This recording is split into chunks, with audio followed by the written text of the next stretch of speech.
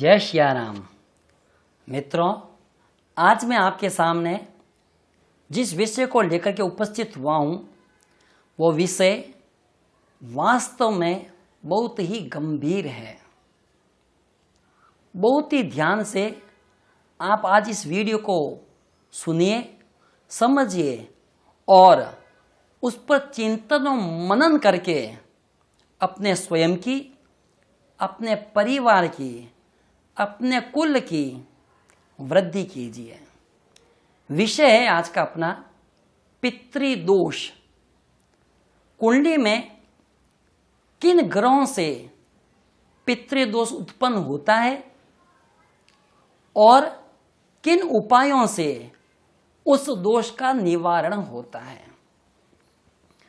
पितृ मतलब पूर्वज, वे लोग जो आज इस दुनिया में नहीं है लेकिन जिनका हमारे वंश से, हमारे कुल से, हमारे रक्त से संबंध था।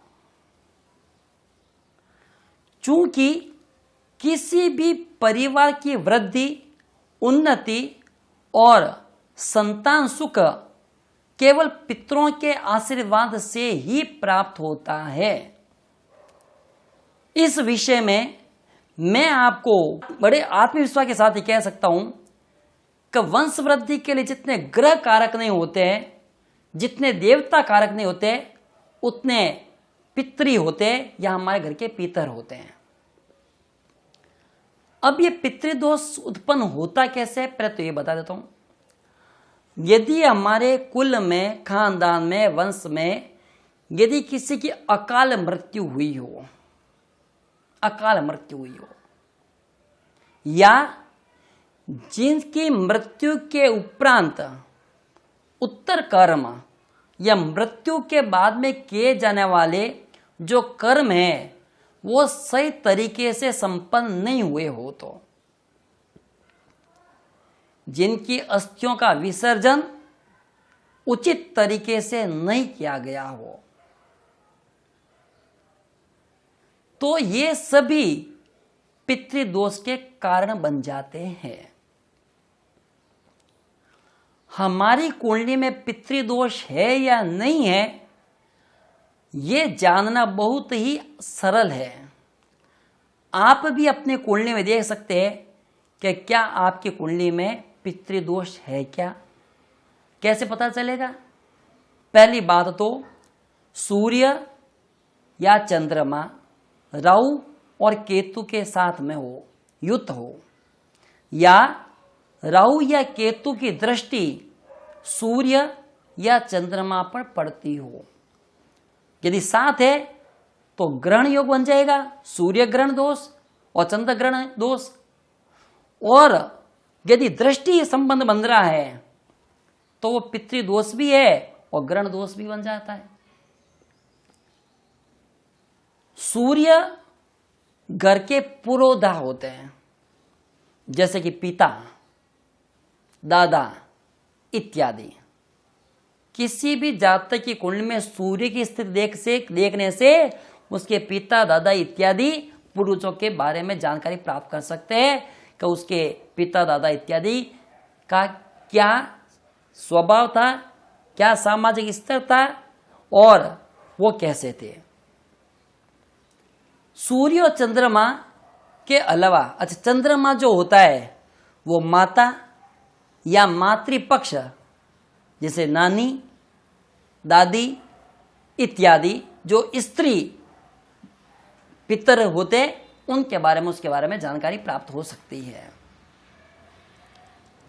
लेकिन देवगुरु बृहस्पति, क्योंकि वो वंश के प्रमुख होते, सबसे वृद्ध होते हैं, सबसे बुजुर्ग व्यक्ति होते हैं, और यदि देवगुरु बृहस्पति भी राहु के साथ में यदि दृष्टि संबंध रखते हो या राहु और गुरु के साथ में हो, जिसको हम विप्र चांडाल योग भी कह सकते हैं, गुरु चांडाल योग भी कह सकते हैं, उससे भी पितृदोष की उत्पत्ति होती है।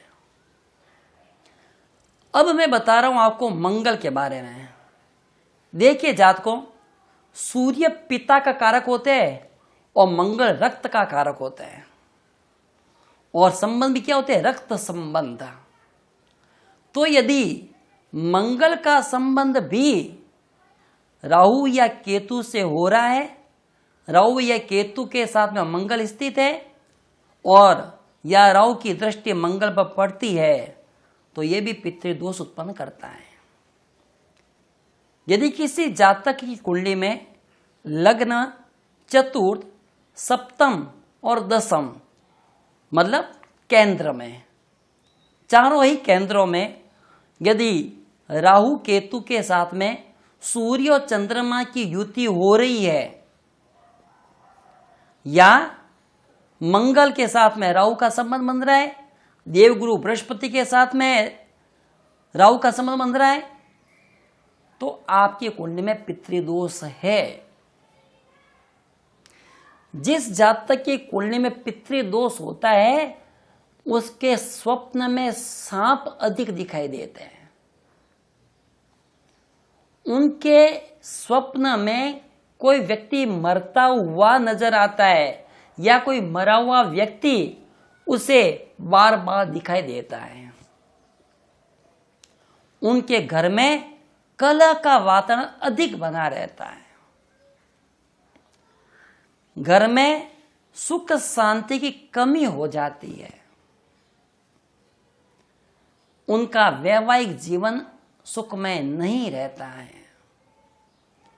संतान उत्पत्ति में बाधा आती है।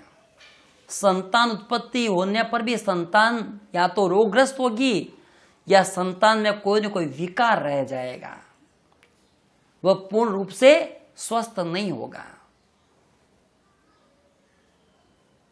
जिनकी कुंडली में पितृदोष होता है ऐसे लोगों का मन भी बहुत बेचैन रहता है, क्योंकि चंद्रमा मन के कारक होते हैं और मन पर अर्थात चंद्रमा पर यदि राहु केतु की दृष्टि है, राहु केतु का संबंध है, तो वह व्यक्ति मन से भी बहुत कष्ट प्राप्त करता है। इसीलिए मातृपक्ष से भी उसको कष्ट हो जाता है। अन्य कारणों से यह पितृदोष उत्पन्न होता है। अब इस दोष का निवारण कैसे किया जाए? पितृदोष बहुत ही घातक है। ये मैं आपको डरा नहीं रहा हूं, केवल आपको बता रहा हूं। आप ये मत समझिए कब पंडित जी डरा रहे हैं। मैं डराने के बाद आपको सावधान होने की बात बता रहा हूं। मैं ये दोष तो है ही, लेकिन इसका निवारण भी बहुत ही सरल है। चूंकि जो पितर होते हैं, पितृदेव होते हैं, वो आपके घर के ही है, वो आपके वंश से ही संबंधित है, वो कोई पराय नहीं है। इसलिए श्राद्ध पक्ष में, ध्यान के श्राद्ध पक्ष में पितरों का तर्पण और उनके निमित्त किसी ब्राह्मण को भोजन देने से उनकी जो मृत्यु की तिथि होती है उस तिथि पर उन्हें स्मरण करने से, उनसे संबंधित दान पुण्य करने से पितृदोष में कमी आती है। पितरों को श्वेत वस्तुएं बहुत प्रिय होती है, तो जिस किसी के भी कुंडली में पितृदोष हो उस जातक को प्रत्येक अमावस्या को, केवल श्राद्ध पक्ष की नहीं, वो तो सर्वपित्तीय अमावस्या श्राद्ध होता है, वो तो विशिष्ट दिन होता है। उस दिन तो तर्पण, अर्पण, समर्पण सब कुछ करना चाहिए उनके लिए, ब्राह्मणों को भोजन इत्यादि दान करना चाहिए। लेकिन प्रत्येक अमावस्या को अपने घर में खीर का भोजन बनाना चाहिए, खीर का, और उस खीर को पितरों के सामने रख करके उसमें तुलसी दल डाल करके ओम नमो भगवते वासुदेवाय इस मंत्र का उच्चारण करके पितरों को वो खीर, वो भोजन समर्पित करना चाहिए। और उसमें से कुछ हिस्सा किसी को दान करना चाहिए, किसी गरीब को, किसी अन्य व्यक्ति को, और कुछ हिस्सा में स्वयं प्रसाद के रूप में ग्रहण करना चाहिए। पितृदोष का शमन करने के लिए गौ माता की सेवा बहुत ही सरल उपाय है। गौ माता की सेवा, सर्वदेवों में गौ माता, गाय की सेवा करने से बड़े से बड़ा पितृदोष भी शांत हो जाता है, शमन हो जाता है। शनि की दृष्टि यदि चंद्रमा पर हो या शनि और चंद्रमा युति हो तो वो विष योग बन जाता है, और ये भी किसी न किसी पक्ष में पितृदोष का ही कारण होता है, चंद्रमा और शनि की युति, क्योंकि विच्छेदात्मक कारण हो जाता है। विवाह विच्छेद होना, परिवार में विच्छेद उत्पन्न होना, ये शनि के कारण से होता है। राहु और शनि सर्वाधिक विच्छेदात्मक ग्रह है, तो अलगाव लाता है, परिवार में अलगाव कर देता है। यह भी कारण पितृदोष का ही होता है। पितरों की शांति के लिए श्रीमद् भगवद गीता के पाठ करना भी इस दोष से मुक्ति दिलाता है। आप नित्य प्रतिदिन गीता का एक अध्याय, एक श्लोक भी पढ़ते हो तो पितृदोष में कमी आती है। यदि आप संपन्न हो और आपको लगता है कि पितृदोष घर में अशांति का वातावरण ज्यादा बना रहा है, कोई भी काम नहीं बन रहा है, किसी भी कार्य में सफलता नहीं मिल रही है, तो सामर्थ्यवान व्यक्ति श्रीमद् भागवत महापुराण का एक सप्ताह में होने वाला जो विधान है उससे भी इस समस्या से निजात पा सकता है। पितृदोष जितना कष्टदायक होता है उतना इसका उपाय करने से इससे मुक्ति भी जल्दी मिल जाती है, क्योंकि मैंने आपको बताया कि पितृदोष आपके ही वंश के पूर्वजों के द्वारा उत्पन्न किया जाता है। उनके प्रति आपकी श्रद्धा, समर्पण, तर्पण और उनके निमित्त भोजन दान करने से वो शीघ्रातिशीघ्र प्रसन्न भी हो जाते हैं, शीघ्रातिशीघ्र प्रसन्न हो जाते हैं। पीपल के वृक्ष में जल सींचने से पितरों को संतुष्टि होती है, पितृ शांत हो जाते हैं। उनकी जो प्यास है, उनकी जो तृष्णा है, वो तृष्णा पीपल वृक्ष को सींचने से पूर्ण हो जाती है। और जब किसी जातक की कुल में पितृदोष है, उनको पता है कि इस वजह से पितृदोष हो रहा है, कि फलाने व्यक्ति, अमुक व्यक्ति की मृत्यु अकाल हुई थी या किसी दुर्घटनावश हुई थी, यदि उनको वो जानकारी है तो उनकी जिस दिन मृत्यु की तिथि होती है उस दिन ब्राह्मणों को भोजन या गरीबों को उनसे निमित्त वस्तुओं का दान करने से भी पितृदोष में कमी आती है। एक कार्य होता है नांदी श्राद्ध।